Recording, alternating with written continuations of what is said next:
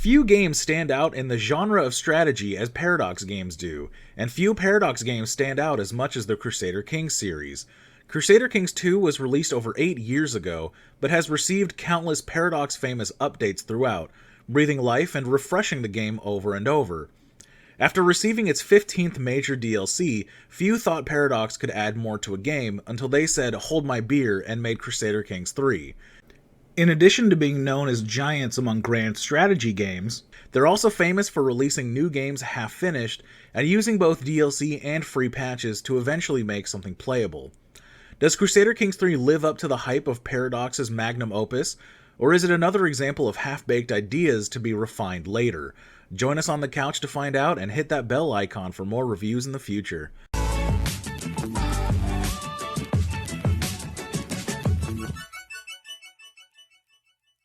The character models and animations bring the characters to life way more than CK2 ever could, and for a game that is entirely focused on these individual characters and their dynasty as a whole, this simple change is drastically better. It definitely falls in the same vein as Civilization 6 in that it looks much more cartoony, which can give the impression that the game's mechanics are dumbed down, and for the most part this is not true. For example, the main resources in the game, gold, prestige, piety, and the new renown, are significantly different both in their balance, but also in their long-term usefulness. Gold seems a lot harder to come by, and the levies drain it significantly more. In CK2, it was only necessary to get prestige to 2000 for a maximum of plus 20 opinion modifier. Any more than that was useless. In CK3, the prestige on hand doesn't seem to matter nearly as much as the level of fame, which increases certain thresholds of earned prestige when they're reached. These levels of fame are what incurs the opinion modifiers, thus giving a long-term reason to continue to accrue, but not necessarily hold on to or not spend, prestige. Prestige on hand is also more valuable, however, as it is now used as a currency for all government types, not just tribal, to declare war, call allies, or for better benefits in random events. While prestige is used for secular rulers, piety is what governs the realm of the religious class. In CK2, this currency was essentially useless beyond a few hundred to declare holy wars, unless you were playing as a Muslim character who gain higher opinion modifiers for high piety. In CK3, the religious class is more powerful, since without the approval of your cultural equivalent of a court chaplain, everybody in your realm incurs a hefty negative opinion modifier. As with prestige, piety on hand can be spent for certain actions and declaring holy wars.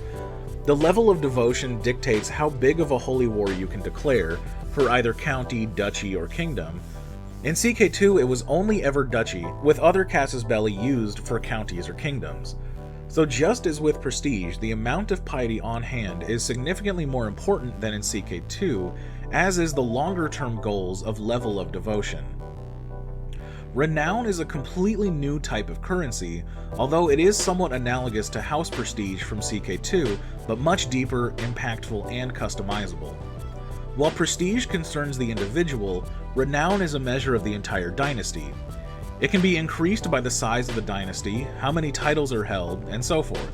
This gives a huge incentive to actually press the claims of your family members, even if it wouldn't directly benefit your realm. A brother with an independent kingdom will increase renown faster, whereas if he was a vassal king there would be no benefit. And much like the skill tree for the skills of each character, the dynasty head, who may or may not be the player, can influence which dynasty legacies can be unlocked, which serve as permanent perks for the entire dynasty. And unlike the skill perks, these legacies remain for the entire playthrough, not just the death of the current character. While not strictly speaking a currency, the levy system has also been revamped. There are now levies, which is basically the common rabble called to defend the realm, and men-at-arms, which are professional soldiers of higher quality but also higher upkeep. In CK2, the main levies were comprised of various classes of units, but in CK3 these classes are exclusive to the men-at-arms, with knights as a third category representing your vassals and individuals in your court. The specifics of what is going on in battles has been shaved away for a more glossary examination. This ain't no total war, but for the most part this isn't a bad thing. It does take away some of the cinematics from one of their flanks crumbling in CK2 or the firing lines in Europa Universalis 4, but its less is more approach still looks better than the battle screen in Imperator Rome. There is now a relative strength bar, which shows which side has how much of an advantage overall, as well as a bar that shows who has the advantage each day, or tick.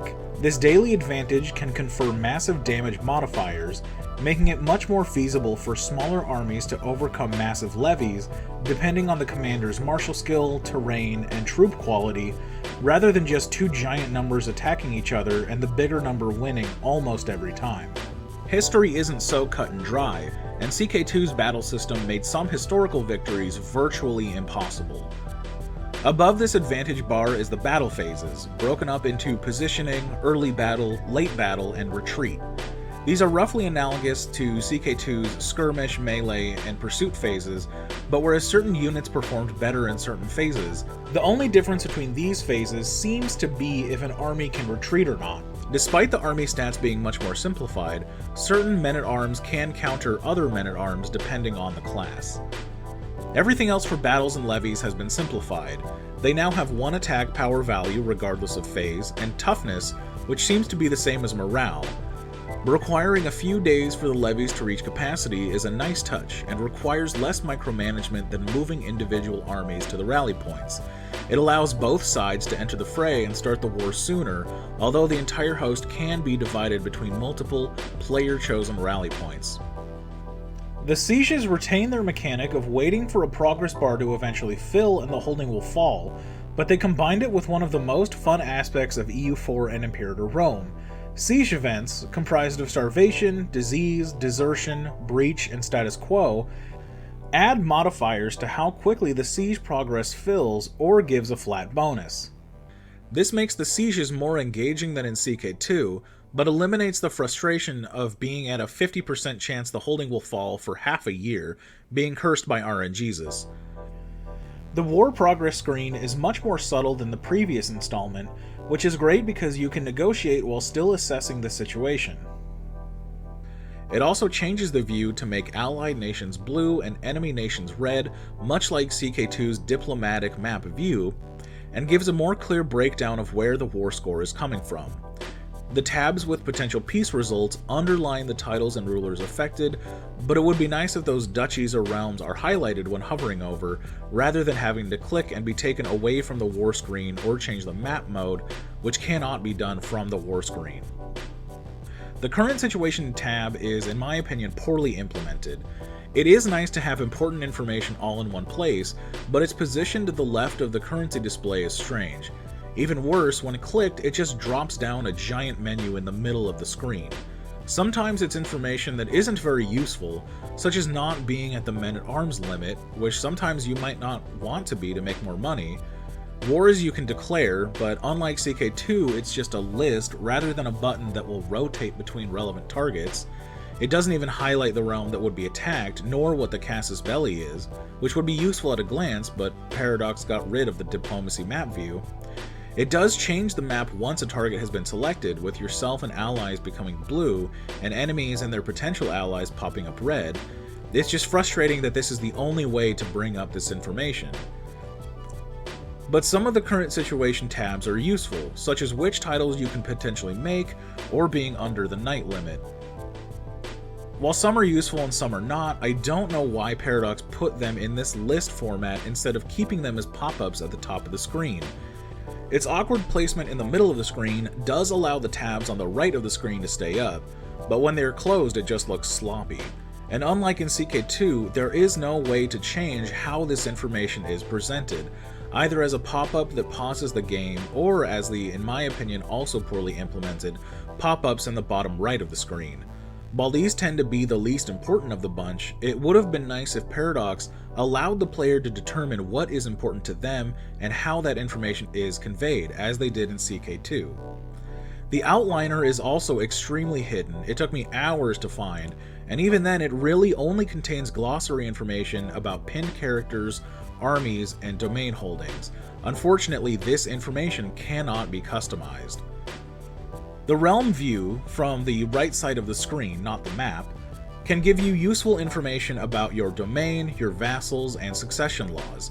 This is where the individual feudal contract of vassals can be negotiated, a new mechanic distinct from the previous realm-wide tax and levy laws, although unfortunately there is no way to organize the vassals here based on opinion, tax contribution, or military strength, despite this information being visible. There is no way to sort vassals by their opinion of you from the vassal tab in the character screen or realm screen. The only way to do it is to go into the Find Character tab, which is extremely hidden and took me almost a dozen hours of playing to find, hidden behind an ellipses next to the setting button, which brings up another tab with Find Character, Find Title, and so forth. Once this is open, the filters can be set, but won't be saved if the game is exited.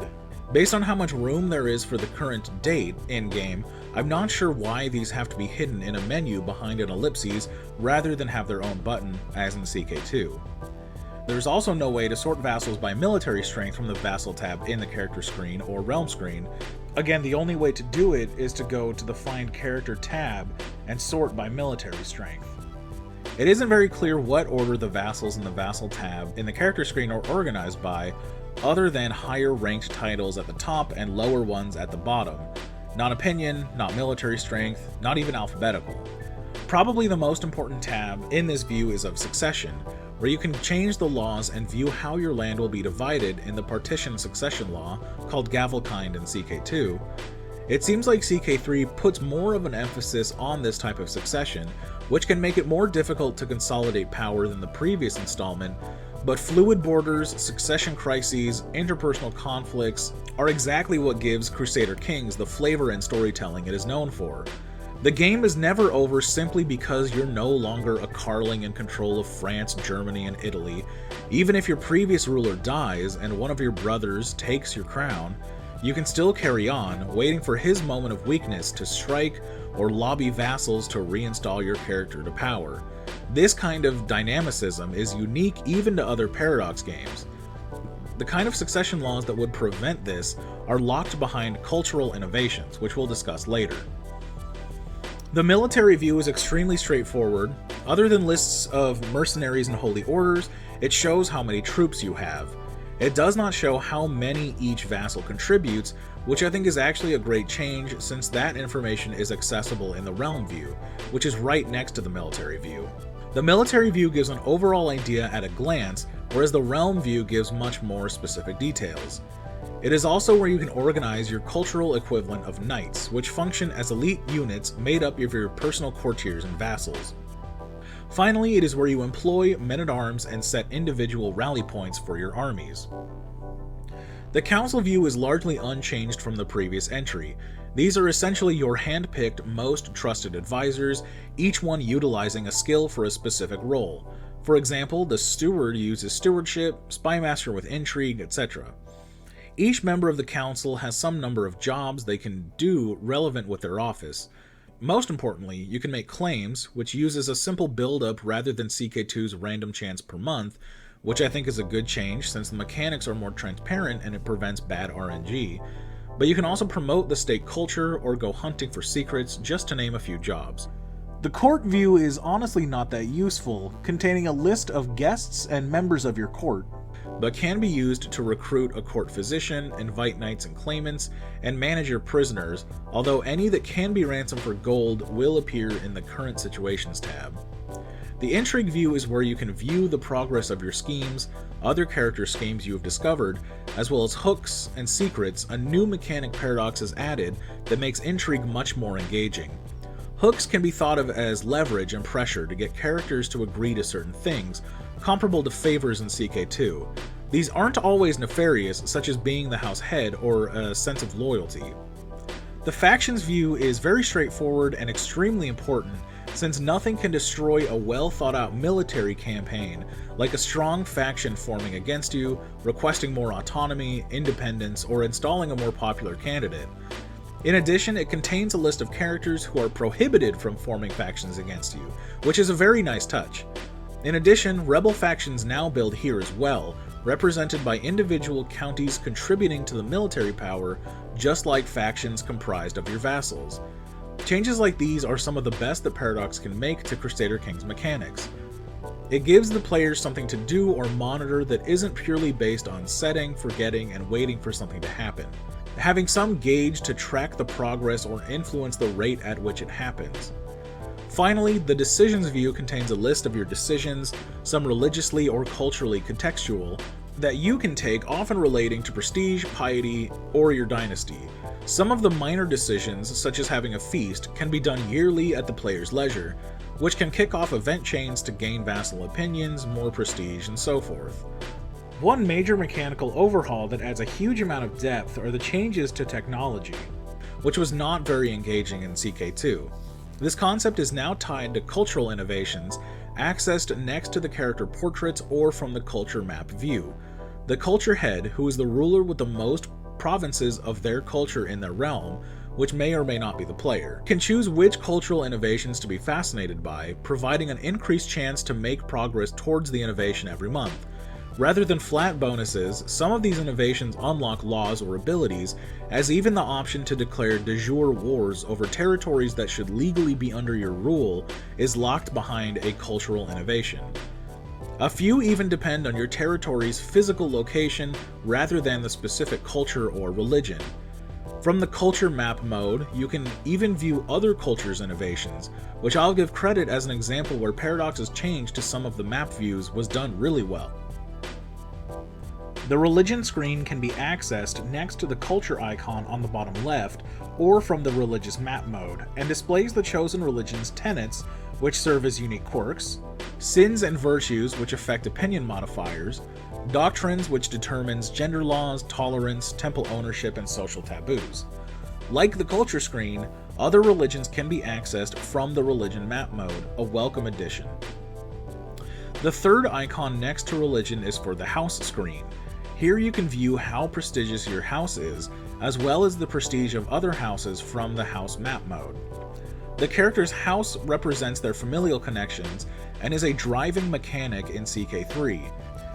Other significant information is level of splendor, influencing prestige gained from birth or marriage. The dynasty tree includes lists of living members and cadet branches, and most important, legacies, which serves as dynasty-wide bonuses determined by the dynasty head, who is in turn determined by the dynasty member with the highest troop count. Might makes right. Renown serves as a huge incentive to continue to roll with the punches in the midst of tragedy. It can be heartbreaking to lose an empire to a civil war or an early death of a predecessor, but if this creates more independent realms with your house, this can actually serve to benefit the dynasty as a whole, in addition to your character specifically once you reclaim power. And with the overhaul to the intrigue system, you now have more control and options to sway other disgruntled vassals to your cause. The map looks gorgeous, and with many more deserts and mountain regions, the amount of choke points and strategic points of interests are many more than CK2. While different information depending on scroll distance is an interesting idea, I don't want to have to scroll in and out to view specific provinces. Especially if I'm a large empire, I'm going to tend to zoom out, which puts extra annoying steps to view provinces, especially if the provinces are too far away to see in the details map. Map modes in general are not able to convey as much information as easily as they did in CK2, and it's unfortunate that there are so few now. The different map views was a huge draw for me in CK2, and since most of Crusader Kings is staring at maps, it makes sense to provide many map options to let players customize which ones they feel are important. The additional map modes button, to me, seems like an admission from Paradox that their implementation of map modes, while there are some new and interesting ideas, is sloppier than in previous installments. Stress is another amazing addition to CK3. While you could have a character who is wroth and cruel, forgive and be generous in CK2, in CK3, any behavior that is antithetical to a character's personality will incur stress. This does not prevent you from behaving however you want, but once enough stress has been built up, it can produce modifiers and eventually threaten your character's current health. Some people thrive in stress, however, so it isn't so black and white as to be avoided. Lifestyles have also been completely revamped, adding in perk trees for each character, 3 for each stat. Over time, you gain experience, which can be used to unlock fairly powerful modifiers related to the lifestyle chosen. This is amazing and adds so much depth to each character, as well as to a mechanic that had very little weight in CK2.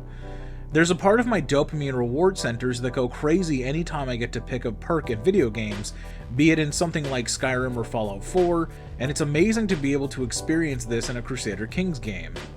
The perks are powerful and allow a customization like never before. They do get erased once a new character takes the throne, but they come often enough that you should be able to fill a tree except with the oldest or slowest of characters. With the further addition of other long-term perks, such as cultural innovations and dynasty legacies, Paradox has elevated the character and dynasty-centered nature of CK3 with deep, rich options that give players unprecedented amount of autonomy and control for their characters. The available amount of encouraged bookmarks are also an example of Paradox's Eurocentric perspective. While they are a Swedish company, they've consistently made Muslim starts mechanically some of the most annoying and difficult ones to go through, almost prohibitively so. Which is a shame because some of these countries had just as much intrigue and political dynamism as their European counterparts. It's great to see the Decadence system completely dropped, but why keep all of the bookmarks, which are the starting point for most players who have never played CK3, decidedly all in Europe except for one in the newly extended West Africa? While there are some mechanics that I find a little frustrating, this is nothing new to a fan of Paradox games.